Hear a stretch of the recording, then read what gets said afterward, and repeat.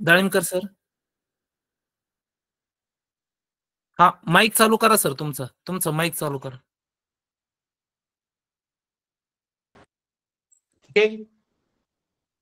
Okay. आवाज येतोय sir? आवाज येतो माझा? हो मला येतोय. हा, थोडा मोबाईल तुमच्या आणखीन जवळ घेतला तरी चालेल. ओके.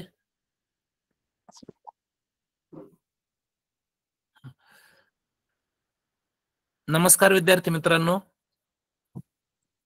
मला निश्चितपणे खात्री आहे आज तुम्ही जे काही शिकणार आहात ते आयुष्यभर तुमच्या लक्षात राहणार आहे. आपल्या परिसरामध्ये, आपल्या जिल्ह्यामध्ये काही माणसं अशी असतात की ते त्या विशिष्ट गोष्टीसाठी ओळखली जातात. महेश डाळिंबकर हे असं नाव आहे की जे पूर्वीपासून स्पर्धा परीक्षा, स्कॉलरशिप आणि नवोदय तज्ञ म्हणून ओळखले जातात. आणि सरांच्या याच गोष्टीचा फायदा तुम्हा सर्व विद्यार्थ्यांना होणार आहे. आणि जिल्हा परिषदेने म्हणूनच सरांना विशेष आमंत्रित केलेलं आहे या फेज 3च्या ऑनलाईन क्लाससाठी. तुम्हा सर्व विद्यार्थ्यांना सरांच्या बुद्धिमत्तेचा आणि सरांच्या अनुभवाचा निश्चितपणे फायदा होणार आहे.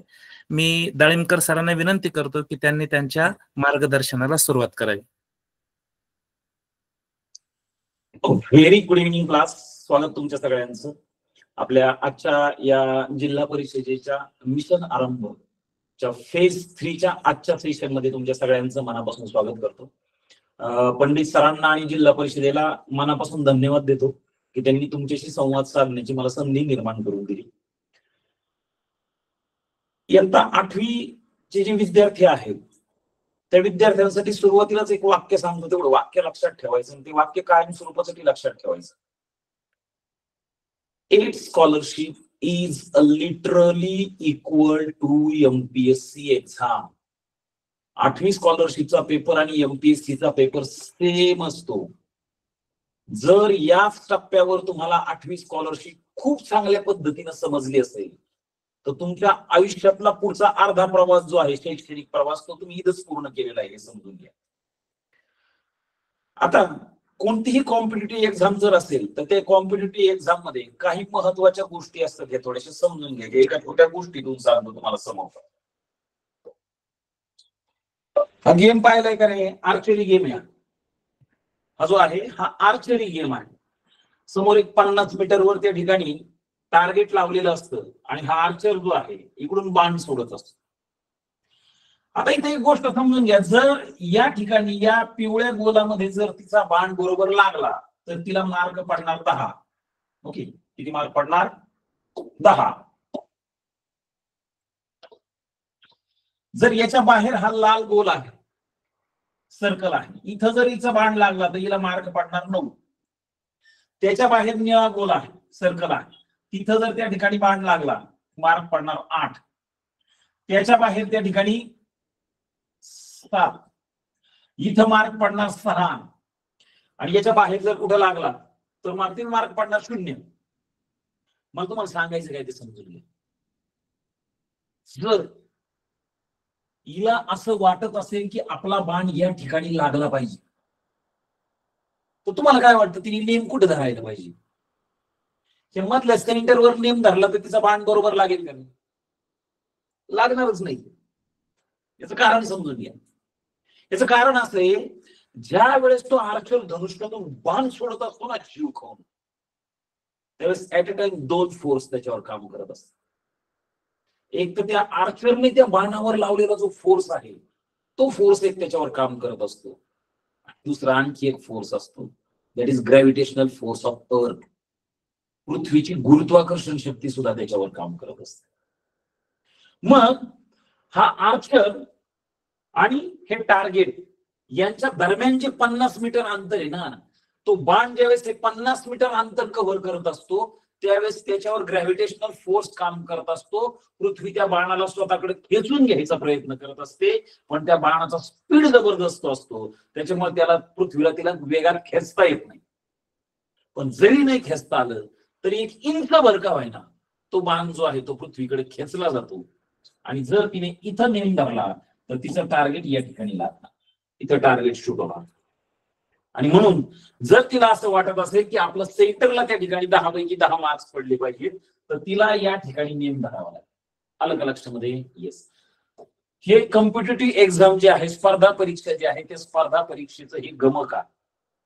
तुम्ही कोणत्याही स्पर्धा परीक्षेला ज्यावेळेस फेस करत असताना, स्पर्धा परीक्षेमध्ये कोणत्याही स्पर्धा परीक्षा असू दे, पर 5वी 8वी स्कॉलरशिप असो, एनएमएस असो, एमटीएस असो, एमटीएस असो, कोणती असो, याचं मेन गमक काय आहे? हा तुमचा सिलेबस आहे. ओके, पण तुमचा अभ्यास कुठे असला पाहिजे? इथपर्यंत अभ्यास असला पाहिजे, म्हणजे एक्स्ट्रा अभ्यास असला पाहिजे. कोणत्याही स्पर्धा परीक्षेमध्ये पेपर सेटर कुठपर्यंत प्रश्न विचारतो? जिथं तुमची विचार करायची क्षमता किंवा अभ्यास संपलेला असतो, त्याच्या एक स्टेप पुढचा क्वेश्चन विचारलेला असतो. आणि नेमके आपण तिथंच हारून बसतो. हा पण अभ्यासात कमी नसतो, पण प्रश्नाच्या भाषेमध्ये आपण गुंततो, किंवा आपण या ठिकाणी थोडासा एक स्टेपनी कमी पडलेला असतो. खूप मोठा फरक नसतो.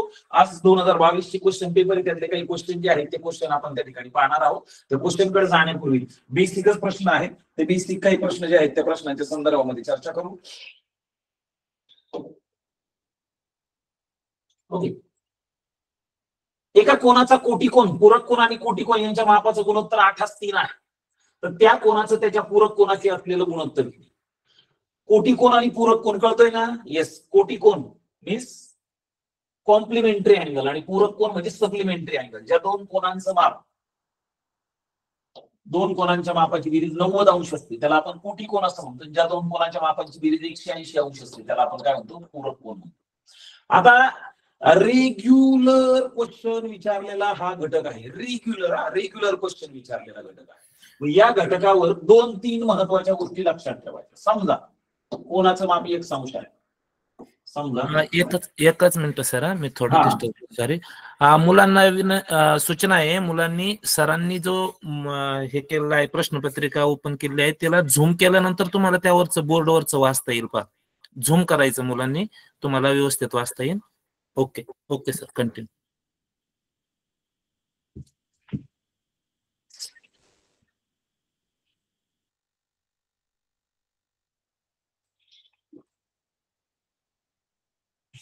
बस okay. Okay sir, okay okay. ठीक. समजा तो कोण जर 1 अंशाचा असेल तर त्याचा कोटिकोन किती मापाचा असणार रे? 90 वजा x. R you getting? बरोबर ना?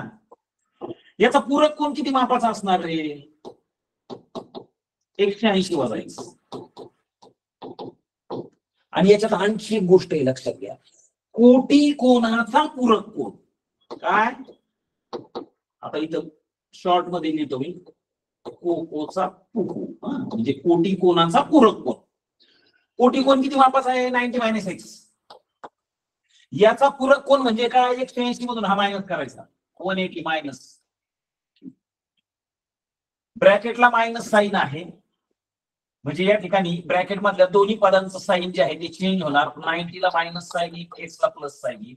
180 मधून 90 गेले, 90 प्लस x. ओके. कोटिकोनाचा पूरक कोन जो आहे तो किती मापाचा असतो? 90 प्लस x. एवढं लक्षात ठेवायचं. ओके, फिक्स, संपला विषय. याच्यावर प्रश्न काय विचारून द्या. प्रश्न याच्यावर येणार 100% नाही, 101% येणार. आणि एवढं जर तुम्हाला माहिती असेल तर याच्यावरचा प्रश्न चुकी शकत नाही. आपला विषय संपला. काय? कोणाचं माप किती? x degree. त्याचा कोटिकोन 90 - x, 90 वजा x अंश.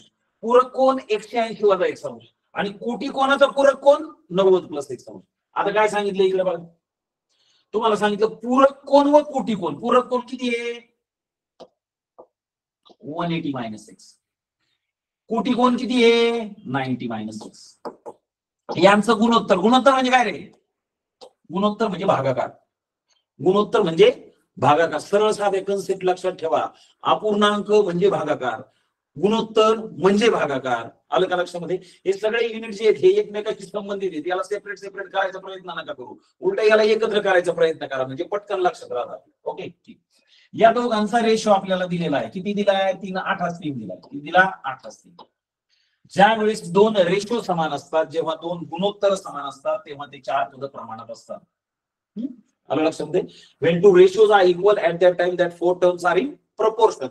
ते चारही पद जे आहेत ते प्रपोर्शन मध्ये असतात, प्रमाणामध्ये असतात, म्हणजे त्यांचा तिरकस गुणाकार सारखा असतो. विषय संपलेला आहे.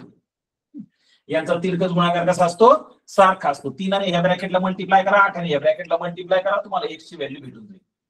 18 त्रिक 54, 540 minus 3x is equal to 9 8 72 720 वजा 8x. ठीक आहे. आता बऱ्याच वेळा पोरांना गल्लत ही होते, याला इकडे न्यायचं का याला इकडे आणायचं? तर लक्षात ठेवा, जो मोठा आहे तो जागा सोडित नाही. आलं का लक्षामध्ये? येस, मोठा जागा नाही सोडणार, लहान्याने हलायचं. ठीक आहे. मग आता ही -3x आणि -8x याच्यात लहान काय आहे? -8x. हे -8x बरोबर चिन्हाचे इकडे आले, +8x झाले. ओके, अधिक 8x. हे 8x आणि हे -3x इथे झाले 5x इज इक्वल टू हे 540 बरोबर चिन्हाचे पलीकडे गेले -540. ठीक आहे. 0 - 0 0, 12 4 गेले खाली उरले 8, 6 5 गेले खाली उरले 180. 5x बरोबर 180 म्हणजे x बरोबर काय रे? 5 त्रिक 15 आणि 5 36. x ची व्हॅल्यू आली 36. किती x ची व्हॅल्यू? 36. म्हणजेच काय? x काय? x हे ते कोणाचं माप आहे? x हे त्या कोणाचं माप आहे. आता एकाची व्हॅल्यू मिळाली ना तुम्हाला, x ची व्हॅल्यू मिळाली, याच्यावर प्रश्न काही विचारू दे, काय फरक नाही, काही प्रश्न विचारू. ठीक आहे. x ची व्हॅल्यू 36 आहे म्हणजे त्या कोणाचं माप आहे? 36 अंश. त्याचा कोटी कोण जो आहे 90 वजा x, 90 मधून 36 मायनस करा 54. त्याच्या कोटी कोणाचं माप झालंय? 54 अंश. 180 मधून त्या 36 मायनस करा. ओके, 144 का? बरोबर ना? 144 6 150. ओके, ठीक आहे. आणि कोटी कोणाचा पूरक कोण? 90 + x. 90 मध्ये 36 ऍड करा 126. आता याच्यापैकी कशाचाही गुणोत्तर कशाशी विचारलं तरी काय प्रॉब्लेम नाही. तुम्हाला फक्त इथे x ची व्हॅल्यू मिळाल्यावर तुम्हाला हे सगळं भेटून जाईल. याच्यातलं कशाचं गुणोत्तर विचारलं? गुणोत्तर म्हणजे भागाकार, एवढं डोक्यात ठेवायचं. गुणोत्तर म्हणजे काय? भागाकार. तुम्हाला काय विचारलंय? तर त्या कोणाचे कोण किती आहे? 36. त्याच्या पूरक कोणाशी, पूरक कोण किती आहे? 144. याच्याशी गुणोत्तर किती आहे? 36 1 जा 36, 36 4 जा 144. and therefore ratio is 1:4. या ठिकाणी लक्षात घ्या, लक्षात घ्या, लक्षात घ्या, एक नंबरचा ऑप्शन जे आहे ना ते 4:1 असणार आहे. मी जर पेपर काढला तर 100% मी हेच ऑप्शन देणार आहे. एक नंबरला काय 4 असेल. उत्तर काय आलेलं आपलं? 1:4. आलं लक्षामध्ये? गुणोत्तर ज्या क्रमाने विचारलेलं आहे, कोणाचं पूरक कोणाशी विचारलंय ना, मग त्याच क्रमाने उत्तर बी आलं पाहिजे. 1:4च उत्तर आलं पाहिजे, 4:1 नाही आलं पाहिजे. I you getting? ओके, समजून घ्या. याच्यावर प्रश्न 100%, 100% प्रश्न याच्यावर. आता याच्यातले बरेचसे प्रश्न जे आहेत ना, मला फक्त ठराविक युनिटसाठी सांगितलेलं आहे बरं का, पण तरी सुद्धा याच्यातले 1-2-3 महत्वाचे प्रश्न सांगतो तुम्हाला बोलता बोलता. आपण ते प्रश्न घेऊ अगोदर, नंतर याच्याकडे जाऊ. प्रश्न असा आहे, बेसिक कन्सेप्ट जे आहेत त्या बेसिक कन्सेप्टवरचे क्वेश्चन सांगितले होते. मूलभूत क्रिया ज्या आहेत त्या मूलभूत क्रियांवरचे प्रश्न. या मूलभूत क्रियांमध्ये वर्ग, वर्गमूळ, घन, घनमूळ हे जे युनिट आहे, या घनमुळाच्या युनिटच्या संदर्भामध्ये प्रश्न आपल्याला विचारलेला असतो बऱ्याच वेळा. 2 क्रमवार वर्ग संख्यांमध्ये, 2 क्रमवार वर्ग संख्यांमध्ये 49चा फरक आहे. वर्ग संख्यांमध्ये 49चा फरक आहे. Difference between 2 consecutive square numbers is 49. 49चा फरक आहे. तर लहान ऑब्लिक मोठी संख्या कोणती? तर लहान ऑब्लिक मोठी संख्या कोणती? परीक्षेला दोन्ही पैकी काय विचारलं जाईल? लहान विचारलं जाईल किंवा मोठी विचारलं जाईल? तर एकदम सरळ साधी कन्सेप्ट आहे. छोट्या छोट्या गोष्टी असतात, या छोट्या छोट्या गोष्टी एकदा तुमच्या मेंदूमध्ये फिट बसल्या ना, हे तुम्हाला लाईफ टाईम उपयोगी पडणार आहे. तुम्ही भविष्यामध्ये कोणत्याही परीक्षेला बसा, कोणत्याही परीक्षेला बसा, तुम्हाला तलाठी व्हायचं, ग्रामसेवक व्हायचं, पोलीस मध्ये भरती व्हायचंय, तुम्हाला नायब तहसीलदार व्हायचं, तहसीलदार व्हायचं, सर्कल व्हायचं, काही होते, तुम्हाला आरोग्य सेवक व्हायचं, कोणत्याही डिपार्टमेंटमध्ये, डेप्टी कलेक्टर व्हायचं, तुम्हाला कोणत्याही डिपार्टमेंटमध्ये जा, तुम्हाला 4 कंपल्सरी सब्जेक्ट आहे. मराठी ग्रामर, इंग्रजी ग्रामर, गणित आणि बुद्धिमत्ता कंपल्सरी सब्जेक्ट आहे. या सब्जेक्ट शिवाय तुमचा पेपर कम्प्लीट नाही व्हायचा. ओके ठीक आहे. दोन क्रमवार वर्ग संख्यामध्ये 49चा फरक येतो. लहान संख्या कोणती, मोठी संख्या कोणती, प्रश्न विचार. समजून घ्या, एक साधी गोष्ट सांगतो. क्रमवार वर्ग संख्या, कोणत्याही क्रमवार संख्या घ्या. समजा 9 आणि 10 या क्रमवार संख्या आहेत का रे? आहे का नाही? 9 10 क्रमवार संख्या आहे ना. 10चा स्क्वेअर 100, 9चा स्क्वेअर 81. ठीक आहे. या दोघांमध्ये कितीचा डिफरन्स आहे रे? 19चा डिफरन्स आहे. कितीचा? 19चा आहे. आणि 10 आणि 9ची बेरीज किती होते रे? 19. काही कळतंय का नाही? काय सांगितलं लक्षात आलं का? समजून घ्या. 9 आणि 10 या क्रमवार संख्या आहेत. 10चा वर्ग 100 आहे, 9चा वर्ग 81. दोघांमध्ये फरक 19चा येतो आणि 10 आणि 9ची बेरीज सुद्धा 19 होते. दुसरं एक उदाहरण सांगतो. 5 आणि 6 क्रमवार संख्या आहे का नाही? आहे. 6चा वर्ग 36, 5चा वर्ग 25. दोघांमधला डिफरन्स 11 आणि 6 आणि 5ची बेरीज 18. आलं का लक्षामध्ये? कळत आहे का काही? काय हे? क्रमवार वर्ग संख्यांमध्ये त्यांच्या वर्गमुळाच्या बेरजे एवढा फरक असतो. काय सांगितलं? क्रमवार वर्ग संख्यांमध्ये त्यांच्या वर्गमुळाच्या बेरजे एवढा फरक असतो. या क्रमवार वर्ग संख्येत यांच्या वर्गमुळाची बेरीज जे तो याच्यातला डिफरन्स आहे. मग तुम्हाला जो फरक दिलाय तो किती दिलाय रे? 49. हा कोणत्या दोन क्रमवार संख्यांची बेरीज आहे? 49 ही कोणत्या दोन क्रमवार संख्यांची बेरीज आहे? 24 आणि 25. किती? 24 आणि 25. आलं का लक्षामध्ये? लहान संख्या 24, मोठी संख्या 25. संपलं. कळलं का नाही? ओके. आता कन्सेप्ट हीच आहे. प्रश्न फक्त विचारण्याची भाषा बदललेली असते. काय भाषा आहे प्रश्न विचारण्याची? भाषा अशी आहे 87चा स्क्वेअर मायनस 86चा square is equal to question mark. Okay बसा बघू. काय आपण लगेच काय करणार? 87चा स्क्वेअर करणार, मग 86चा स्क्वेअर करणार, मग दोघांची वजाबाकी करणार, मग उत्तर लिहिणार. अरे मित्रा, आपण आता तेच गणित पाहिलंय, फक्त भाषा वेगळी आहे. परीक्षेमध्ये वेगळे आणि बाहेरचे प्रश्न येत नसते. परीक्षेत तेच प्रश्न येतात, ते फक्त ड्रेस चेंज करून येते. कसे ते? ड्रेस चेंज करून येते. ओके ठीक आहे. प्रश्न हाच आहे, फक्त याने ड्रेस चेंज केलाय. काय तुम्हाला आता सांगितलं होतं? एक मिनिट, थोडस मला वाटतं कॅमेरा ब्लर दिसतोय. थोडस पुढे घेतलं किंवा कॅमेरा थोडं पुसलं तरी चालेल. मोबाईलचा ब्लर दिसू राहिलं फक्त. असं का? हा, उलट मी जवळ घेतलंय बरं का, मगाशी लांब होतं. हा दिसतंय का क्लिअर? हा ओके. थोडासा प्रॉब्लेम पण येतोय आता वाचता येतं. नाही थोडस मागं सरकू का अजून? नाही काय नाही अडचण, माग नको. ओके ठीक. चल, त्या क्रमवार वर्ग संख्या आहे आणि तुम्हाला आत्ताच एक वाक्य काय सांगितलं मी? क्रमवार वर्ग संख्यांमध्ये त्यांच्या वर्गमुळाच्या बेरजे एवढा फरक असतो. सोडवायचाच प्रश्न नाहीये हो. इथं 87 आणि 86 ची टोटल करा, गेट आन्सर. आलं का लक्षात? 6 7 1303 हात चालाय का? 8 8 16 17 173 इज करेक्ट आन्सर. कळलं? ह्योच प्रश्न अजून वेगळ्या पद्धतीने विचारले मी. कसा विचारणार? हाच प्रश्न मी वेगळ्या पद्धतीने विचारणार. 97 multiply by 97 minus 96 multiply by 96. ह्योच प्रश्न आहे, फक्त थोडासा बदल करून विचारलेला. इथं फक्त स्क्वेअर लिहिलेले आणि इथं सेपरेट करून लिहिलेले. काय डोकं लावायची गरज नाही. 96 97 ची बेरीज करा, उत्तर भेटणार. ओके. 9 9 18 1 19 6 7 13 190. कळलं? आलं का लक्षात? ह्योच प्रश्न अजून थोडा चेंज करून विचारणार. काही नसते, हे सगळे प्रश्न एकमेकाशी गुंतवता आले पाहिजे. हा ठीक आहे. सेम क्वेश्चन विचारतो. काय? 49 multiply by 49 minus 48 multiply by 48 upon 97 is equal to question mark. काय रे प्रश्न?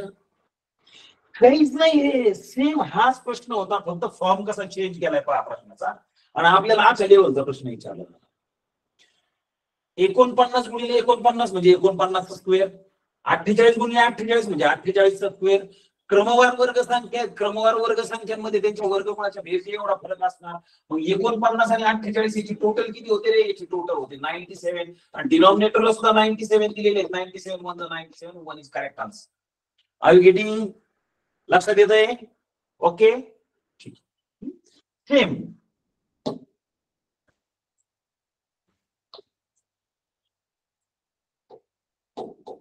कोणत्या संख्येच्या मागील आणि पुढील संख्यांचा गुणाकार जो आहे तो 195. कोणत्या संख्येच्या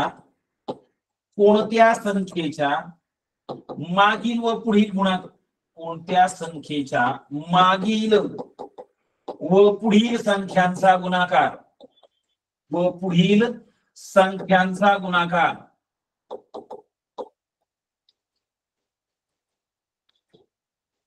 गुणाकार 195 195 येईल.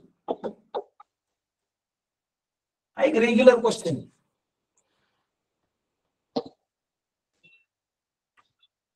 आता परत एक वरच्या सारखी गंमत दाखवतो समोर पहा. काय? एक संख्या घ्या, कोणती संख्या घेतली आपण 12. याच्या मागची संख्या जी आहे ती आहे 11. याच्या पुढची संख्या जी आहे ती आहे 13. 11 आणि 13 याचा जर आपण गुणाकार केला ना तर गुणाकार किती येणार रे? 143. पण ते संख्येला 11 ने कसं गुणायचं माहितीये ना? 54 आहे. याला जर मल्टिप्लाय करायचं असेल 11 ने, डोकं नाही वापरायचं आपलं. हे 54 आहेत ना, या 5च्या आणि 4च्या मध्ये याची टोटल घेऊन टाकायची 594. विषय संपला. 35 याला जर मल्टिप्लाय करायचं असेल 11 ने तुम्हाला, त्या 3च्या 5च्या मध्ये याची टोटल घेऊन टाकायची 5 आणि 3 8. ओके विषय संपला. ठीक आहे ठीक आहे. चला इथं 11 आणि 13चा गुणाकार किती येतो? 143 आणि 12चा स्क्वेअर किती आहे रे? 144 144. अजून समजून काय? एक संख्या घेतली समजा मी 9. याच्या अगोदरची संख्या कोणती रे? 8. याच्या पुढची संख्या कोणती? 10. 8 10 80 आणि 9चा वर्ग 81. कळत आहे का? काही लक्षात येत आहे का? लक्षात येत आहे का? ठीक आहे समजून घ्या. या ठिकाणी 80 आणि 81 143 आणि 144 म्हणजे या क्रमवार विषम संख्या आहेत का? आहे ना? एखाद्या संख्येच्या मागची पुढची संख्या जर घेतली तर एक तर क्रमवार विषम संख्या येतील किंवा क्रमवार समसंख्या येतील. बरोबर ना? माझा नियम आहे का? काय? क्रमवार समअगर विषम संख्यांचा गुणाकार मधल्या संख्येच्या वर्गापेक्षा 1 ने कमी येतो. काय सांगितलं? कळलं? क्रमवार समअगर विषम संख्यांचा गुणाकार हा मधल्या संख्येच्या वर्गापेक्षा 1 ने कमी येतो. म्हणजेच आपल्याला दिलेला जो गुणाकार आहे हा सुद्धा 1 ने कमी आहे. हा सुद्धा 1 ने कमी आहे. 1 ने कमी येतो मिळवा त्याच्यामध्ये 196. कशाचा स्क्वेअर आहे रे? हा 14 चा स्क्वेअर आहे. याचा स्क्वेअर रूट किती आहे? 14. म्हणजे ती संख्या कोणती आहे? 14 आहे. ती संख्या कोणती? 14. याच्या मागची संख्या 13 आहे, पुढची संख्या 15 आहे. 2चा गुणाकार करा 195 उत्तर भेटायला पाहिजे. कळलं का नाही कळलं? आता ही कन्सेप्ट तयार झाली. या कन्सेप्टवर क्वेश्चन कोणत्या लेवलला जाऊन विचारला जाऊ शकतो. इथे लसावी प्रश्न विचार. काय प्रश्न विचारला तुम्हाला? तुम्हाला असं विचारलं 2 क्रमवार विषम संख्यांचा लसावी. 2 क्रमवार विषम संख्यांचा लसावी. विषम संख्यांचा लसावी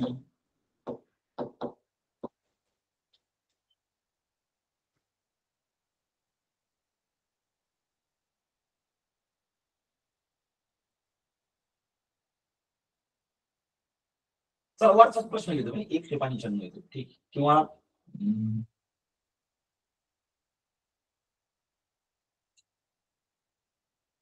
क्रमवार विषम संख्यांचा 143. 2 क्रमवार विषम संख्यांचा लसावी 143 येतो. तर लहान संख्या कोणती? मोठी संख्या.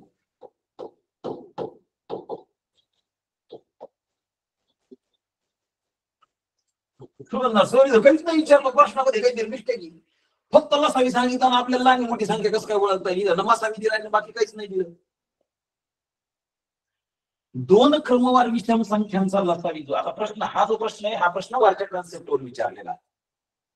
दोन क्रमवार विषम संख्यांचा लसावी 143 आहे आणि त्याच्या अगोदर लसावी मसावीमध्ये आपण काय कन्सेप्ट पाहिजे, लसावी मसावीमध्ये आपण पाहिलं जर दिलेल्या संख्या समजा 25 आणि 25 समान संख्या आहेत, तुम्हाला म्हणलं 25 आणि 25 या दोन संख्यांचा लसावी किती रे? जर दिलेल्या दोन संख्या समान असतील तर त्यांचा लसावी सुद्धा तोच असतो आणि मसावी सुद्धा तोच असतो. लसावी सुद्धा 25 आणि मसावी सुद्धा 25. Are you getting? उठलं का डोक्यामध्ये? समजून. जर दिलेल्या संख्या ज्या आहेत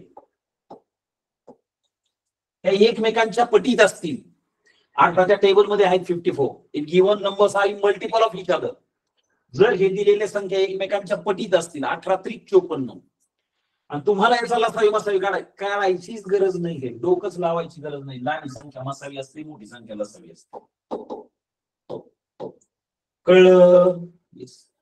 जर दिलेल्या दोन संख्या या क्रमवार संख्या असतील, कोणत्याही घ्या काय प्रॉब्लेम नाही, म्हणजे प्राईम नंबर आला पाहिजे अशातला काय भाग, 25 आणि 26, 25 आणि 26. 25 हा सुद्धा प्राईम नंबर नाही आहे, 26 हा सुद्धा प्राईम नंबर नाही, दोन्ही मूळ संख्या नाही, दोन्ही संयुक्त संख्या. जर दिलेल्या दोन संख्या या क्रमवार संख्या असतील तर यांचा मसावी नेहमी योग असतो आणि यांचा लसावी जो आहे तो नेहमी यांच्या गुणाकारा एवढा असतो. किती असतो? गुणाकारा एवढा असतो. ठीक आहे. जर दिलेल्या दोन संख्या या क्रमवार विषम संख्या असतील, कोणते घ्या काय प्रॉब्लेम नाही.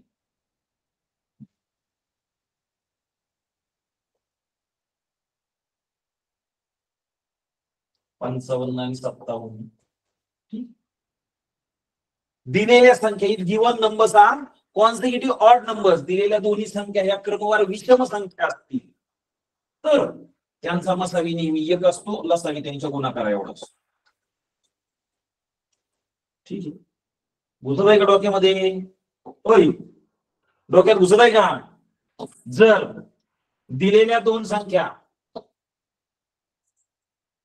या सहमूळ संख्या असतील, लक्षात घ्या. सहमूळ म्हणजे काय रे? Coprime numbers. What is mean by coprime numbers? सहमूळ संख्या कशाला म्हणायचं?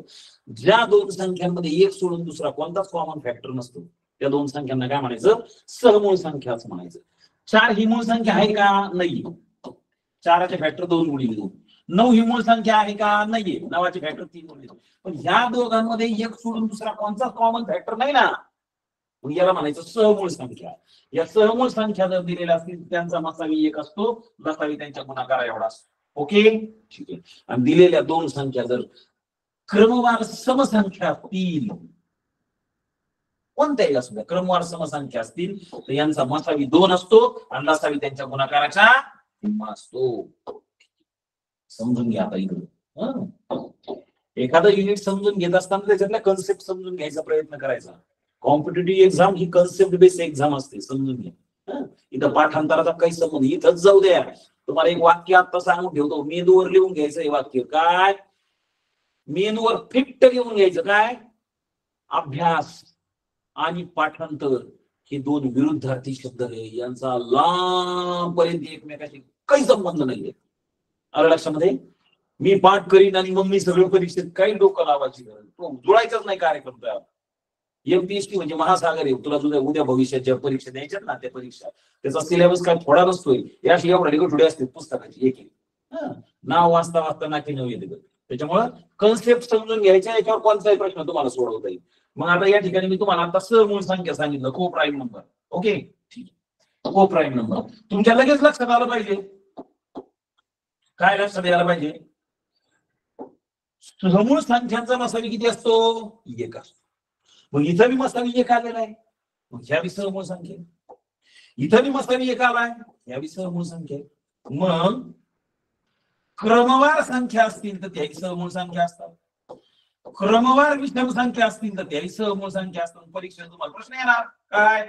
खालीलपैकी कोणती सहमूळ संख्यांची जोडी नाही, which is not pair of को प्राईम नंबर.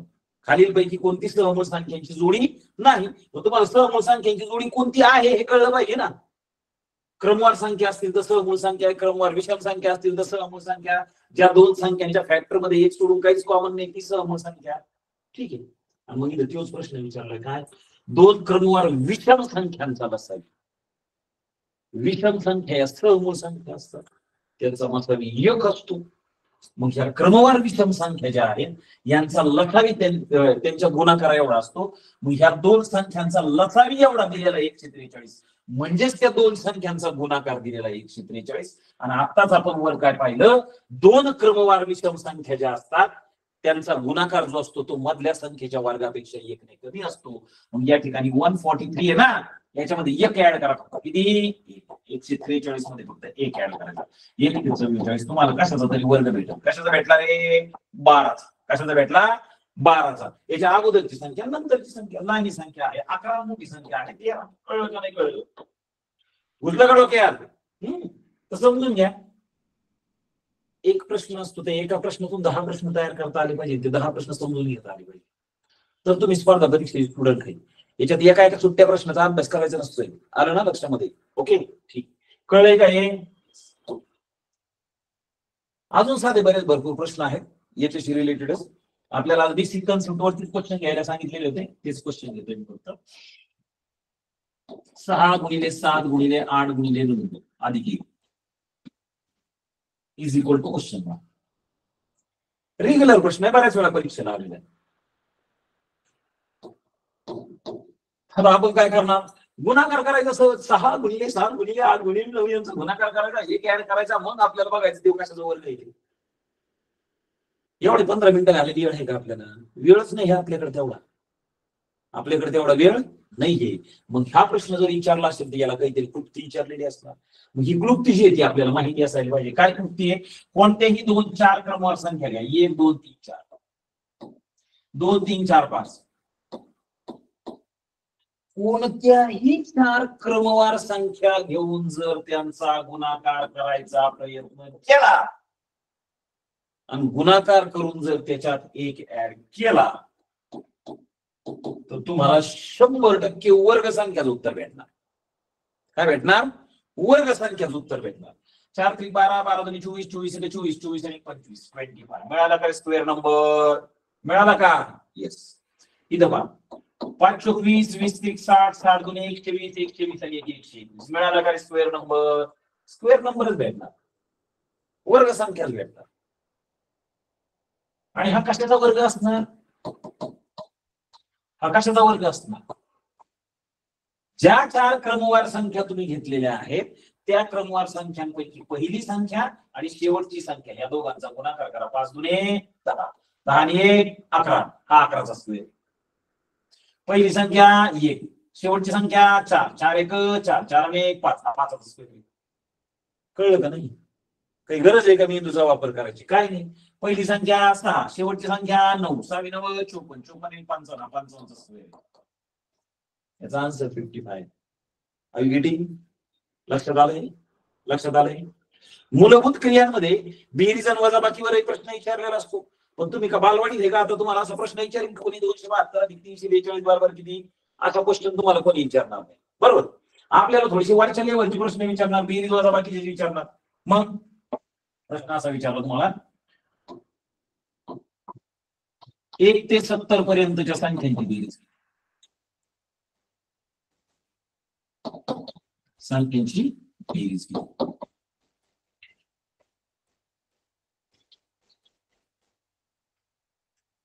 एकापासून कोणत्याही संख्येपर्यंतची बेरीज जर करायची असेल तर त्याचं उत्तर जे येते त्रिकोणी संख्या येणार. एकापासून कोणत्याही संख्येपर्यंत टोटल करा. Answer is triangular number.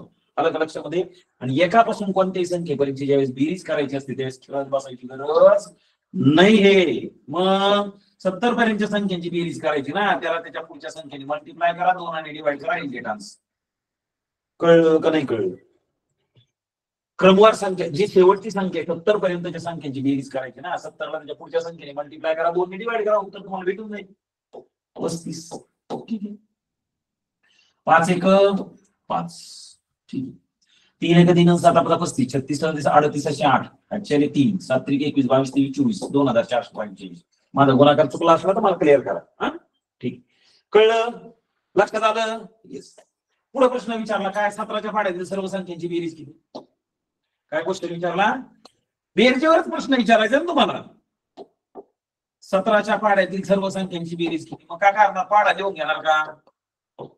17च्या पाड्यातील सर्व संख्यांची बेरीज किती? What is the total of all numbers from 17 table? 17च्या पाड्यातील सर्व संख्यांची बेरीज किती?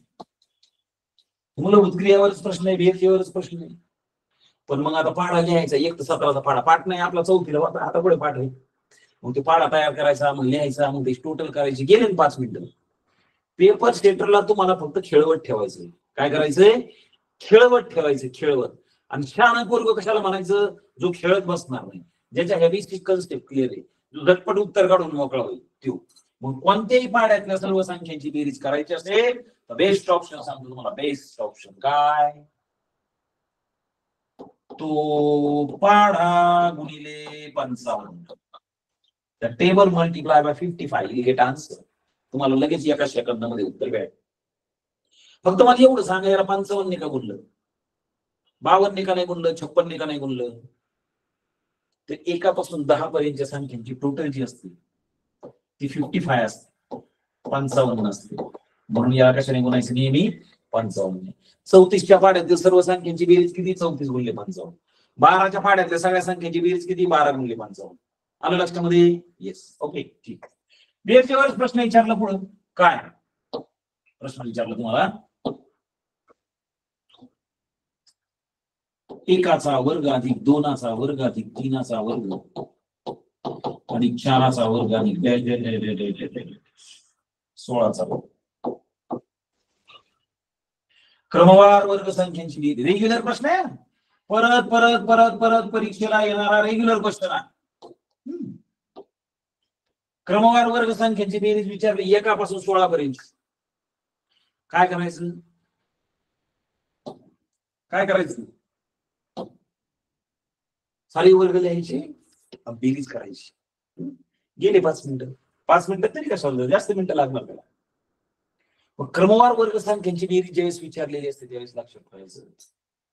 नीट लक्षात ठेवा, प्रत्येक गोष्टीसाठी वेगवेगळा नियम लक्षात ठेवायचा. आता हे काय आहे, तुम्ही ज्यावेळेस अशा प्रकारचे प्रश्न पुन्हा पुन्हा पुन्हा पुन्हा सोडून राहणार. मी ज्यावेळेस तुम्हाला 10 प्रश्न घेतले ना समजा इथं, तर ह्या 10 प्रश्नांसारख्या आणखी 10-12 प्रश्नांचा तुम्ही, प्रत्येक प्रश्नासारख्या 10-10 प्रश्नांचा तुम्ही ज्यावेळेस सराव करणार ना, तर बाय डिफॉल्ट तुमच्या ब्रेन मध्ये फिट होऊन जाणार. आणि त्यामुळे कॉम्पिटिटिव्ह एक्झाम जे आहे ना, कॉम्पिटिटिव्ह एक्झाम म्हणजे सराव सराव सराव, बस दुसरं काही नाही. सरावाच्या पलीकडे स्पर्धा परीक्षेमध्ये काहीच नाही. ओके, इथं शिकवायचा भाग कमी असतो आणि एकदा शिकून झालं की त्याचा सराव जास्त वेळा. मास्तरनी 1 तास लेक्चर घेतलं ना, तर त्या 1 तासाच्या लेक्चरवर तुमचा 5 तासाचा सराव झाला पाहिजे. आणि जर तुम्ही तो सराव केला नाही तर ह्या 1 तासाच्या लेक्चरची व्हॅल्यू 0 आहे. ओके, ठीक. मग क्रमवार वर्ग संख्यांची बेरीज ज्यावेळेस करायची असते तेव्हा काय करायचं लक्षात घ्या. सगळ्यात शेवटी कशात असते? 16 पर्यंतच्या वर्गाची बेरीज करायची. लास्ट नंबर 16 मल्टिप्लाय बाय त्याचा कॉन्सिक्युटिव्ह नंबर. 16ला त्याच्या पुढच्या संख्येने गुणायचं 17. 16 आणि 17ची बेरीज किती होते रे? 33. बरोबर ना? 16 आणि 17ची बेरीज किती होते? 33. 33 ने म्हणतो. कोणत्या 3 संख्या घेतल्या कळलं? हा शेवटचा नंबर 16. याच्या पुढचा कॉन्सिक्युटिव्ह नंबर म्हणजे याचा क्रमवार संख्या, याच्या पुढची कोणती? 17. आणि 16 आणि 17ची बेरीज 33. या तिघांचा गुणाकार करायचा आणि याला 6ने डिवाइड करायचं. प्रत्येक वेळेस 6नेच भागायचं. प्रत्येक वेळेस 6नेच भागायचं. एवढं कॅल्क्युलेशन करा, एका सेकंदामध्ये उत्तर भेटून.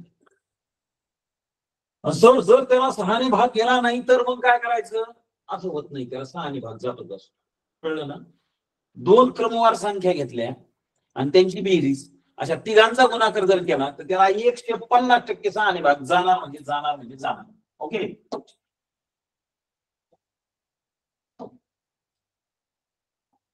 बेत्रिक 6 8 गुणिले 16 3 1 3 8 33 8 गुणिले 17 गुणिले 18. कॅल्क्युलेशन करा, उत्तर तुम्हाला भेटेल. 8 गुणिले 17 गुणिले 8 गुणिले 17 गुणिले 18. ओके, 1496. कळलं का नाही कळलं? कळलं का? क्रमवार वर्ग संख्यांची बेरीज आहे. काही क्रमवार वर्ग संख्यांची बेरीज. बेरजेवरच प्रश्न विचारला. अजून क्रमवार घनसंख्यांची बेरीज. काय प्रश्न विचारला? क्रमवार घनसंख्यांची बेरीज. 1चा घन अधिक 2चा घन अधिक 3चा घन अधिक 4चा घन अधिक dash dash dash dash dash dash. 12चा क्रमवार घनांची बेरीज विचार लक्षात घ्या. क्रमवार संख्यांची बेरीज, क्रमवार वर्गांची बेरीज, क्रमवार घनांची बेरीज.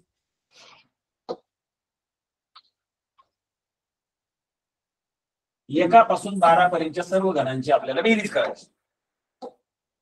ठीक. हा नंबर आहे 4:3. हे जे 4 आहेत याला काय म्हणतो रे आपण? पाया किंवा बेस. काय हा? बेस. आणि हे 3 जे आहेत हा काय रे? हा आहे घात किंवा ज्याला इंडेक्स असतो. ओके. हे पाया आहे ना, पाया. तुम्हाला एकापासून 12 पर्यंतच्या घनांची बेरीज करायची ना, ह्या सगळ्या पायांची बेरीज करायची. 1 ते 12ची बेरीज काय करायची? नीट लक्ष द्या. 1 ते 12ची बेरीज व्यवस्थित लिहून घ्या. तुम्हाला याच्यातले 10 प्रश्न जे येतं ते प्रश्न कुठं ना कुठं तरी परीक्षेमध्ये वाकडे तिकडे आडवे तिडवे होऊन येणार नाही. एकापासून 12 पर्यंतची जी तुम्ही बेरीज करणार आहात कशी करणार? आत्ताच आपण त्रिकोणी संख्येत पाहिले नाही तर बेरीज कशी करायची ती क्रमवार संख्यांची बेरीज करायची असली तर शेवटचा नंबर त्याला पुढच्या नंबरने कोणा दोनाने भागा उत्तर भेटणार. कळलं? येस. मग 1 ते 12ची बेरीज कशी करणार? ट्रायंग्युलर नंबर आहे तो, त्रिकोणी संख्या आहे ती. 1 ते 12ची बेरीज 12 × 13 भागिले 2. 13 काढल्या. किती आली बेरीज? किती आली? 78. 78. याचा वर्ग करायचा. समजून घन नाही.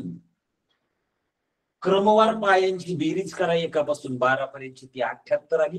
त्याचा स्क्वेअर करा. That is your answer. 8 × 8 = 64. 4 × 5 = 6. 7 × 8 = 56. 56 × 112. 112 × 6 = 118. 8 × 8 = 11. 7 × 7 = 49. 50 × 10 = 6000. कळलं का नाही कळलं? लक्षात आलं? लक्षात आलं? क्रमवार संख्यांची बेरीज, क्रमवार वर्ग संख्यांची बेरीज, क्रमवार घन संख्यांची बेरीज. Regular question. बेरजेवरचा प्रश्न आहे पण अपूर्णांकामध्ये विचारला. क्वेश्चन बेरजेवरचाच आहे पण अपूर्णांकात विचारलाय. कसा विचारला? 1/1 × 2 plus 1/2 × 3 plus 1/3 × 4 plus 1/4 × 5 plus dash dash dash dash dash dash dash dash dash up to 1/16 × 7 is equal to question mark. बेरजेवरचा प्रश्न आहे ना, पण हा सिरीज वरचा क्वेश्चन आहे. कशावरचा क्वेश्चन आहे? सिरीज वरचा. 1 2 2 3 3 4 4 5 5 6 7 8 आलं लक्षात. 16 × 17 पर्यंत. क्लिअर? आता तुम्हाला शाळेत सांगितलं असेल किंवा एखादा प्रश्न पेपर सोडवताना तुम्हाला पुढे ना पुढे तरी हा प्रश्न आला ना 100 नाही 100% आला असणार. ज्या वेळेस या क्रमवार वर्ग सॉरी या क्रमवार सिरीज वरचे क्वेश्चन आपल्याला दिलेले असतात ना, तर या सिरीज वरचे क्वेश्चन सोडवण्यासाठी काही ना काहीतरी लॉजिक असतं. समजून घ्यायचं. हे प्रश्न सोडीत बसायचं, सुटायचाच नाही तसं जर तुम्हाला कॅल्क्युलेशन करून सोडायचं असलं तर. लक्षात घ्या या ठिकाणी सगळ्यात शेवटचं छेद काय आहे? सगळ्यात शेवटचं छेद काय? 16 × 17. किती आहे? 16 × 17. याला डोकंच लावू नका. याचं उत्तर 16/17 आहे. काय? 16/17. क्लिअर? काही अडचण आहे का? मग बेरजेवर प्रश्न तुम्हाला येणार, पण बेरजेवर कसे प्रश्न येणार? ते असे प्रश्न येणार. कळलं? एका परीक्षेत प्रश्न विचारला. काय विचारलं? परीक्षेत प्रश्न विचारला 1/अधिक 1/3 × 4 अधिक 1/4 × 5 अधिक 1/5 × 6 अधिक 1/1 dash dash dash dash dash 1/13 × 4 is equal to question. अरे बापर म्हणले येत आहे आपल्याला. गुरुजींनी आपल्याला शिकलेलं आहे. सगळ्यात शेवटचं पाहायचं काय छेद? 13 × 14. याचं उत्तर 13/14. एक नंबरचं ऑप्शन दिलं होतं 13/14. बरं म्हणलं लय भारी प्रश्न एकदम सोपा. ओके लिहून टाकलं. हुकलं नाही हे चुकीचं उत्तर. कस काय चुकलं सर? बरोबर आहे ना, हे काय सांगितलं होतं ना असं 16 × 17 म्हणजे 16/17 उत्तर. याचं उत्तर 13/14 येईल. पण कधी येईल? ज्या वेळेस ही सिरीज जी आहे ही एकापासून सुरू झाली असेल त्याच वेळेस. जर एकापासून सिरीज सुरू झाली असती तर याचं उत्तर जसं 16/17 आलं तसं याचंही उत्तर 13/14 आलं असतं. इथं 1 पासून सुरुवात झालेली आहे का सिरीजची? नाही. जर इथं अशी टर्म असते, आता याचं उत्तर येईल 13/14. आता याचं उत्तर 13/14 येणार. पण हे आहे का नाही ना, 2 मिनिटासाठी हाय असं समजायचं. ओके, उत्तर आलं 13/14. पण हे हाय का नाहीये मायनस करून टाकू, -1/2 करून टाकू, संपला प्रश्न. काय अडचण आहे? डिनॉमिनेटर सेम करा, 7 आणि मल्टिप्लाय करा. ओके, आता इथे छेद 14 ओके ठीक. काय 13 मधून 7 गेले, खाली उरले 6, 6/14. ऑप्शनच नाही हे 6/14. मग दोन्ही इवन नंबर आहेत, समसंख्या आहेत, भाग जाणार त्याला 3/6, 3/7 इज करेक्ट आन्सर. कळलं का नाही कळलं? हे 4 नंबरचं ऑप्शन. ओके, म्हणजे प्रश्न विचारायची भाषा कशी बदलत जाते ते समजून घ्या. तुम्ही एखादं लॉजिक शिकले ना, पेपर सेट नेमका त्याच्या पुढे एक स्टेप जातो आणि त्या लॉजिक वरचा क्वेश्चन. कळलं? ओके ठीक. मूलभूत क्रियांवर आणखी एक प्रश्न विचारला. काय प्रश्न आहे? दोन संख्यांची बेरीज. इतका सोपाना विचारायची मी, फक्त तुमच्या बेसिक कन्सेप्ट क्लिअर करायचे म्हणून सांगतो. दोन संख्यांची बेरीज 124 व त्यांच्यामधला फरक 60 आहे. तर लहान संख्या कोणती, मोठी संख्या? तर लहान अधिक मोठी संख्या. हा प्रश्न पुढे पुढे येणार, कसा कसा येणार, कसा कसा ड्रेस चेंज होणार, या प्रश्नासाठी समजून घ्या. समोर बघा, जर तुम्हाला दोन क्रमवार संख्यांची बेरीज आणि तुम्हाला दोन संख्यांची बेरीज आणि दोन संख्यातला फरक जर तुम्हाला त्या ठिकाणी दिलेला असेल, आणि जर तुम्हाला या ठिकाणी मोठी संख्या काढायला सांगितलेली असेल, अजिबात डोकं लावायची गरज नाही, एक्स आणि वाय काय मानायची गरज नाही. मग हे जे दिलेले 2 नंबर्स आहेत ना, हे जे दिलेले 2 नंबर्स, जर तुम्हाला मोठी संख्या कॅल्क्युलेट करायची असेल तर यांची बेरीज करा, 124 + 60 आणि याला 2 ने डिवाइड करा, तर तुम्हाला भेटेल 184. 184 च्या निम्मे किती? 90. ही झाली मोठी संख्या. आणि जर तुम्हाला लहान संख्या विचारलेली असेल, काय प्रॉब्लेम नाही, फक्त हे 2 आकडे जे आहेत ना, या 2 आकड्यांची वजाबाकी करायची, 124 - 60 आणि याला 2 ने भागायचं, तुम्हाला उत्तर भेटून जाणार. 124 मधून 60 गेले, 64 राहिले, 64 च्या निम्मे 32. ओके, विषय संपला. आता प्रश्न असेल, पण भाषा कशी बदलली पहा. प्रश्न वयवारीमध्ये नेऊन घातला, पुढे नेऊन घातला, वयवारीमध्ये नेऊन घातला. आजी व ना यांच्या वयाची बेरीज 124 वर्ष आहे. आजी नातीपेक्षा 60 वर्षांनी मोठी आहे, तर आजीचं वय किती, नातीचं वय किती? शोच प्रश्न आहे. फक्त संख्या शब्दाच्या ऐवजी आजी नात घातलेली आहे. आलं का लक्षामध्ये? मोठी संख्या जी आहे ती म्हणजे आजी, लहान संख्या म्हणजे ना. संपला विषय. दोघींच्या वयाची बेरीज दिली, दोघींच्या वयातला फरक दिलाय.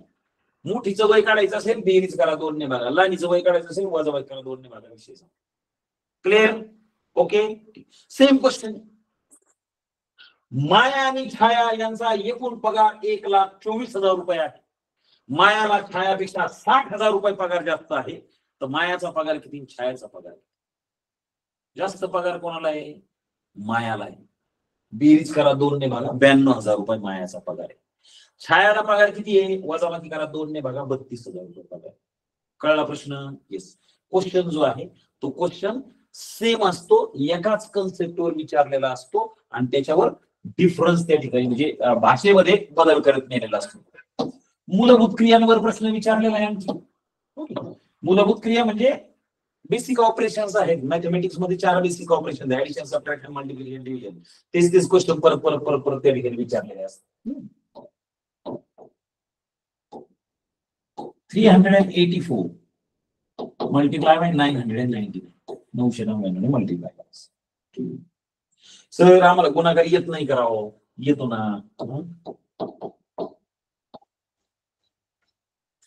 तरी पेपर सेटरनी गुणाकार विचारलं. प्रश्न असा नाही विचारणार सरळ सरळ गुणाकाराचा, थोडा चेंज करून विचारणार. काय विचारलं तुम्हाला? तुम्हाला असं विचारलं, 9चा वर्ग बरोबर 81, 99चा वर्ग बरोबर 9800, तर 9999चा वर्ग.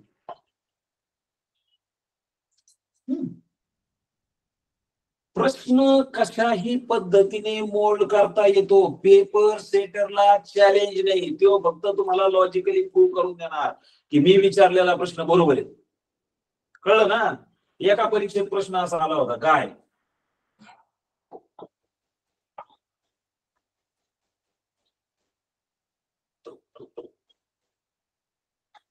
MTWTF question mark. आता पोरं हुशार आपले सगळे, त्यांनी पाठ करून ठेवलं होतं कोणता अल्फाबेट किती नंबरला येतो. कोरलंही म्हणलं सोपं आहे, सोपं आहे, काय एम जो आहे तो 13 नंबरला आहे, T20 नंबरला आहे, W23 नंबरला आहे, T20 नंबरला आहे, F6 नंबरला आहे. आता लावा याला लॉजिक नाही, बेरीज होणार ना, वजाबाकी होणार ना, गुणाकार होणार ना, भागाकार होणार, लॉजिकच लागत नाही. त्याच्यातला डिफरन्स घ्यायचा प्रयत्न केला तरी लॉजिक लागणार नाही. हा जो प्रश्न आहे ना, या प्रश्नाला लॉजिक काय लावलं होतं, त्याला असं लॉजिक लावलं होतं समोर. M for Monday, T for Tuesday, W for Wednesday, T for Thursday, F for Friday. याच्यानंतर Monday, Tuesday, Wednesday, Thursday, Friday, याच्यानंतर सॅटरडे आला पाहिजे, मग यस हे उत्तर. लॉजिक बरोबर आहे ना? त्यांनी लॉजिकली प्रूव्ह करून दिलं की आम्ही विचारलेला प्रश्न बरोबर आहे. तुम्ही डोकं आपटीच बसा तासभर. ठीक आहे, लक्षात येत आहे का? लक्षात येत आहे? ठीक आहे. प्रश्न जो आहे, प्रश्न कशाही पद्धतीने त्या ठिकाणी पेपरला विचारला जाऊ शकतो. ठीक आहे. मग आता या ठिकाणी 384 3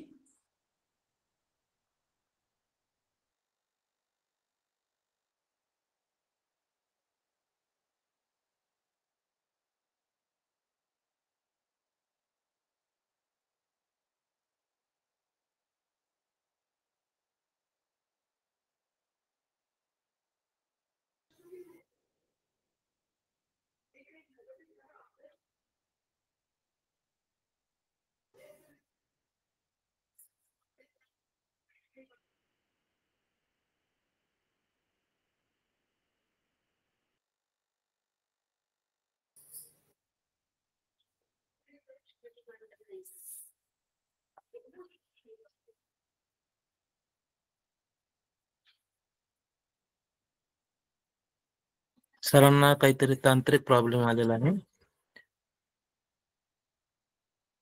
त्यामुळे ते अचानक बाहेर पडले मीटिंग मधून. 2 मिनिटं फक्त.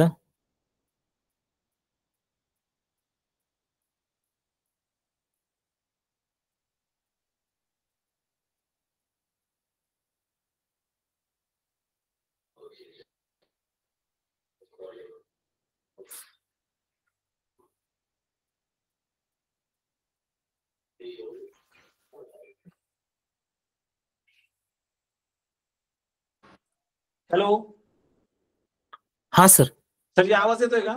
येतो. चालू आहे ना? चालू आहे. ओके, ठीक. सोडवायचा प्रश्नच नाही हो, इथे एका सेकंदामध्ये उत्तर आलं पाहिजे लगेच. दिस इज करेक्ट आन्सर. इथं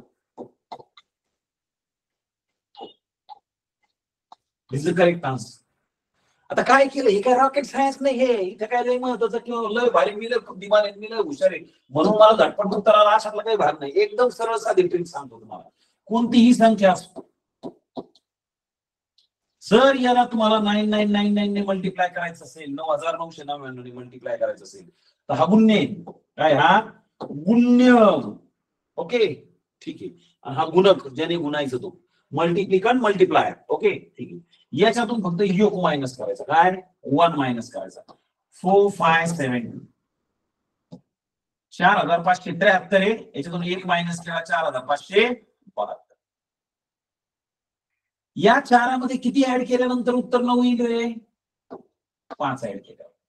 या 5मध्ये किती ऍड केल्यानंतर उत्तर 9 येईल रे? 4. या 7मध्ये किती ऍड केल्यावर उत्तर 9 येईल? 2. या 2मध्ये किती ऍड केल्यानंतर उत्तर 9 येईल? 7. दिस इज करेक्ट आन्सर. इथे मी तेच केलं. काय हे 384 त्यातून 1 मायनस केलं 383. 3 अधिक 6 बरोबर 9, 8 अधिक 1 बरोबर 9, 3 अधिक 6 बरोबर 9. उत्तर बरोबर. 4573. 1 2 1 मायनस केला 4572. 4 आणि 5 9, 5 आणि 4 9, 7 आणि 2 9, 2 आणि 7 9. उत्तर बरोबर. कळलं का नाही कळलं? हे बेसिक ऑपरेशनचे क्वेश्चन्स आहेत.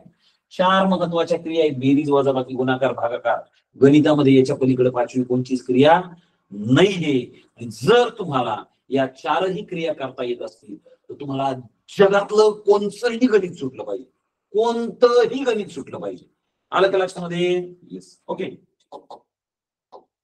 आता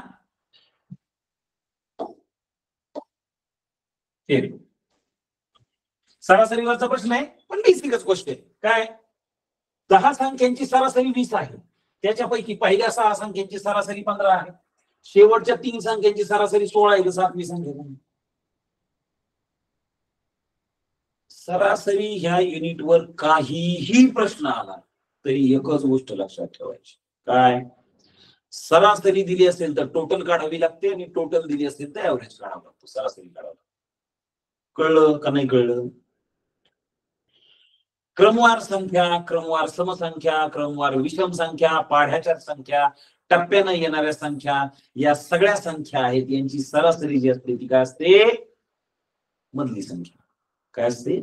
मधली संख्या ही तिची सरासरी असते. ओके, ठीक आहे. चला, माझी 10 संख्यांची सरासरी दिली 20. मी तुम्हाला आत्ताच सांगितलं सरासरी दिली असेल तर टोटल काढावं लागेल. 10 संख्यांची सरासरी 20 आहे, म्हणजे टोटल किती रे? 200. त्याच्यापैकी 6 संख्यांची सरासरी किती? 15. सरासरी दिली म्हणजे टोटल काढावं लागणार 90. शेवटच्या 3 संख्येची सरासरी 16 आहे, सरासरी दिली मग एकूण काढावं लागणार 16 × 48. या 6 आणि 3 किती संख्या झाल्या रे? 9 संख्या झाल्या. 9 संख्यांची टोटल किती आहे? 138. 138. 9 संख्यांची बेरीज 138 आहे आणि 10 संख्यांची बेरीज 200 आहे. मग ह्या 10 संख्यांच्या बेरजेतून 9 संख्यांची बेरीज मायनस करून टाका, गणित संपलं. तुम्हाला 6 नंबरची संख्या भेटून जाणार, 7 नंबरची संख्या भेटून जाणार. 200 मधून 138 गेले, 62 उत्तर यायला पाहिजे. 62. Option number 2 is correct answer. Option number 2 is correct answer. Okay, ठीक. चल, घाताचा घात म्हणजे घातांकाचा गुणाकार असतो, लक्षात घ्या. घाताचा घात म्हणजे घातांकाचा गुणाकार असतो. आणि अशा प्रश्नामध्ये बऱ्याच वेळा काय विचारलेलं असतं? Choose 2 correct options. 2 पर्याय शोधायचे असतात आपल्याला, 2 बरोबर पर्याय शोधायचे असतात. मग आता इथे एका संख्येचा घात करायचा, एका संख्येचा घात करायचा. -2 × -2 × -2 किती झाले रे? -1 ठीक. x², घाताचा घात, इंडेक्सचा इंडेक्स म्हणजे मल्टिप्लिकेशन ऑफ इंडेक्स. घाताचा घात म्हणजे घातांकाचा गुणाकार. x चा दुसरा घात आहे त्याचा तिसरा घात आहे, x चा 6वा घात, 8x6. ओके, ठीक. आपण या ठिकाणी 3चा घन करायचा आहे. 3चा क्यूब किती रे? 27. आणि y चा क्यूब y³. ओके, ठीक.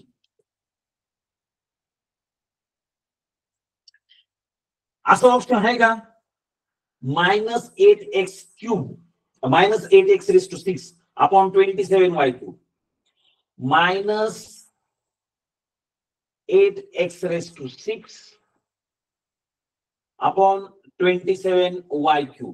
Option number 1 is correct answer. Option number 1 is correct answer. आता आपल्याला 2 बरोबर पर्याय शोधायला सांगितले. दुसरा पर्याय कुठे दिसला आपल्याला? आहे ना. घातांकाच्या नियमामध्ये आपण काय पाहिलेलं आहे? एखाद्या संख्येचा इंडेक्स ज्यावेळेस तुम्हाला दिलेला असेल 7 किंवा -7, आणि जर हा इंडेक्स जो आहे हा मायनसचा प्लस करायचा असेल तर फक्त त्याची जागा बदलायची. काय करायची? जागा बदलायची. हा न्यूमरेटरला आहे ना, हा डिनॉमिनेटरला घेऊन जायचा. ओके, विषय संपला. त्याची जागा चेंज झाली, त्याचं साईज सुद्धा चेंज होणार. किंवा 3⁻7 असेल, 3⁻7 असेल आणि याची जागा जर चेंज केली तुम्ही, न्यूमरेटरचा जर डिनॉमिनेटरला नेला तर प्लसचा मायनस होणार. कळलं का नाही कळलं? आलं लक्षात? 1/3चा वजा 7वा घात, याला जर न्यूमरेटरला नेलं तर त्याची जागा लगेच काय होणार? म्हणजे त्याचं साईन चेंज होणार. या ठिकाणी सेम आहे. हा फक्त खालचा y³ जो आहे तो वर नेलाय, खालचा y³ वर आणलाय, त्याचं साईन चेंज झालं minus. Option number 4 is also correct answer. 1 number आणि 4 नंबर उत्तर बरोबर आहे. हा सोडवायचा प्रश्नच नाहीये, याला काय डोकं लावायचा प्रश्न नाही. लक्षात येतंय? कळतंय? समजतंय? साधे साधे प्रश्न असतात, अवघड काही नाही. साधे साधे, याला घाबरायचं काही कारण नाही. पेपर एकदम सोपा असतो. ठीक, याच्यावर प्रश्न येणार म्हणजे येणार म्हणजे येणार, लय वेळा येणार, पुन्हा पुन्हा येणार, परीक्षेला बऱ्याच वेळा हा प्रश्न विचारलेला आहे. फक्त काय होतं, ट्रॅक्टर गाडी दे, ट्रक गाडी दे, ट्रक गाडी दे, सायकल गाडी दे, सायकल गाडी दे, बैलगाडी गाडी दे, बस प्रश्न सेम. काय, ट्रॅक्टरच्या चाकाचा व्यास एवढा एवढा मीटर आहे, त्याने 400 फेरे पूर्ण केले तर त्या ठिकाणी कापलेलं अंतर किती आहे. आता हे टाइम किती पर्यंत घ्यायचं, शेवटचा प्रश्न एवढा समजून सांगतो, त्याच्यानंतर 1-2 मिनिटं बोलतो तुमच्या बरोबर. एक साधी गोष्ट आहे, ज्या वेळेस तुम्ही टायरच्या चकारे खेळले का नाही, गावाकडचे खेड्यातले पोर सारे चकारे खेळले असतील तुम्ही, ते टायर आहे, आपण नाही का हातात दंडून घ्यायचं, चकारी मारीत जायचं रस्त्याने, तसं याला म्हणायचं सरकमफरन्स किंवा परिघ. मराठीमध्ये काय म्हणतो आपण याला, परिघ. इंग्रजीमध्ये आपण याला म्हणतो सरकमफरन्स. ज्या वेळेस हे टायर इथं जमिनीला चिकटले, हे एक चक्कर पूर्ण करणार म्हणजे हे या ठिकाणी येणार, त्यावेळेस त्या टायरने त्याच्या स्वतःच्या सरकमफरन्स किंवा परिघा एवढं अंतर कापलेलं असतं. कळतंय का हे? ओके, ठीक. बरं, चाकाचा परिघ काढता येतो का आपल्याला? येतो ना, 2 पाया. काय, 2 पाया. पायाची व्हॅल्यू फिक्स असते 22/7. जर पायाची व्हॅल्यू या ठिकाणी अशी कंसात दिलेली नसेल 3.14, तर ती 22/7च घ्यायची. 3.14 जादा आपली अक्कल लावायची नाही. त्याची व्हॅल्यू 22/7 असते. ओके, ठीक आहे. मग 22/7 गुणिले 2 म्हणजे 44/7 इंटू 8. हे झाली त्याचा परिघ. हा काय झाला त्याचा परिघ. ओके, रेडियस दिलेली आहे का आपल्याला? काही काही तज्ञ पोर लगे गप्प्यात, हे काय सर 1.4 दिली, लगे मल्टिप्लाय करा. पेपर काढणारा बावळाट नाहीये, किंवा मुद्दाम तुम्हाला फसवायचा प्रयत्न करीत असतो. तुम्हाला या ठिकाणी त्रिज्या लागते ना, त्याने व्यास दिला नाही, व्यास देणार. तुम्हाला इथं त्रिज्या लागते, पण पेपर काढणारा तुम्हाला इथं व्यासच देणार, समजून घ्या. ठीक आहे.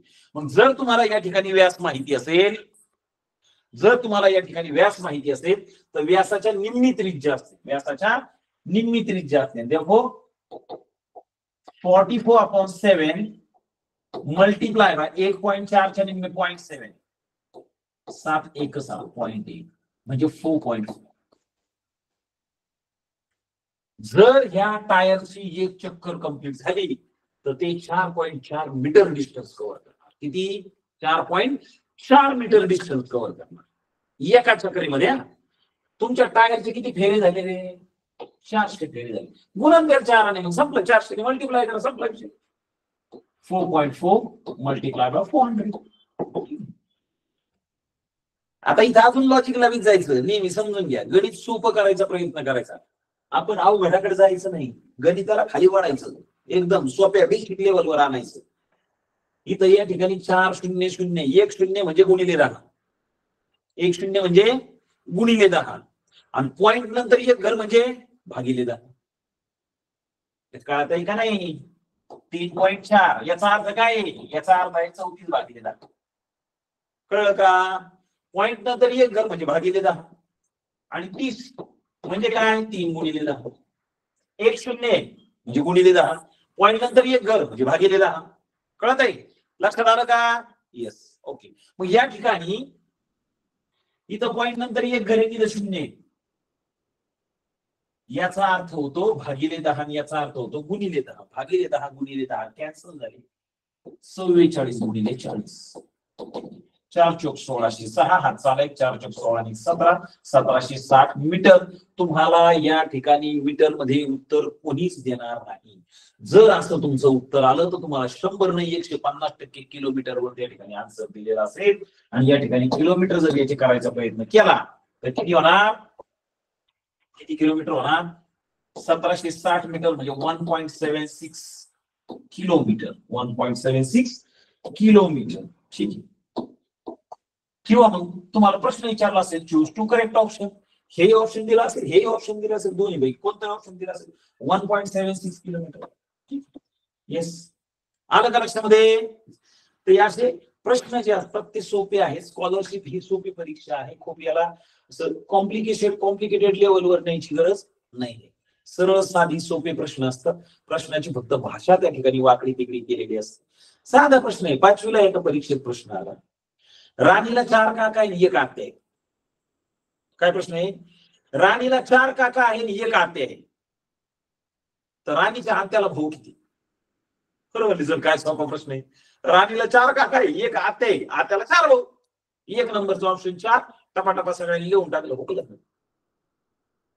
राणीला 4 काका आहे याचा अर्थ 4 काका आणि तिचे वडील 1, 5 जण झाले. किती जण झाले? 5 जण झाले. आणि अजून 1 आत्या, म्हणजे आत्याला 5 भाऊ आहे. 5 हे 4 नंबरचा ऑप्शन. प्रश्नात काहीच नाही, सोपा प्रश्न आहे. पण भाषा बदललेली आहे, त्याच्यामुळे प्रश्न आपल्याला म्हणजे सोपा करून चुकतो. आणि याच्या सुद्धा ज्या विद्यार्थ्यांचा जास्त अभ्यास झालाय त्या विद्यार्थ्यांनी समजून घ्या, हुशार विद्यार्थ्यांचे अवघड प्रश्न चुकत नाही. आलं का लक्षामध्ये?